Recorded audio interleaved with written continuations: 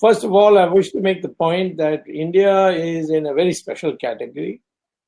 And that is, we, of all the major nations, we are the only one who have both a coronavirus timeline, a economic slump. I've been warning about this from 2016, that we are headed for a tailspin, and that it's not rectified, it will end up in a crash.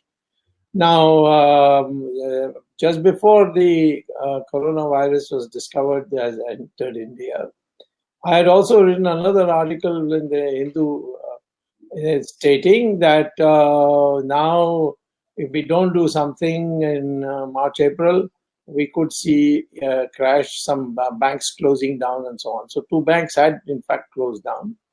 So what the corona virus has done, this is covered up for that thing, in the sense that we are not paying attention to it.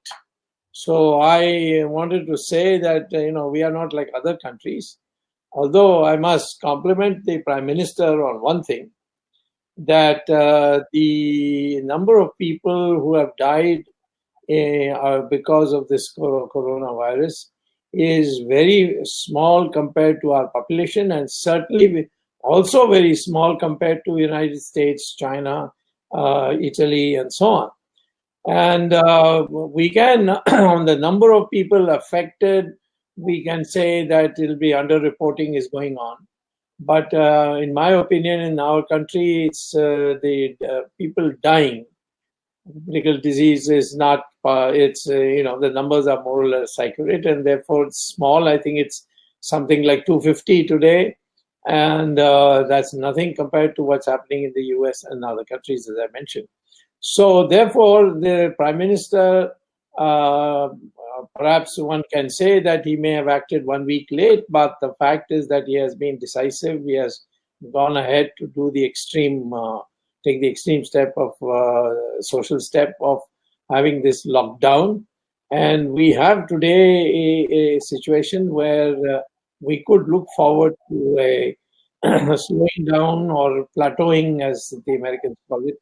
And so, leaving that aside, the economy has just got worse, because you have shut down the economy too, locked down the economy too, and people are not getting their salaries. So the worst hit people are the landless laborers in agriculture, the migrant laborers coming from other states, the small and medium industries.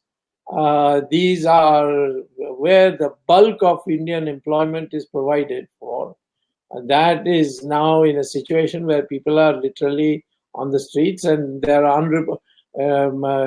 not being reported, but there are some incidents of rioting that has taken place, which should alert that we can't separate our dealing with the coronavirus with the reforming or rejuvenating our Indian economy. And the economy originally had a serious demand problem, and instead of addressing that, we were addressing the supply problem.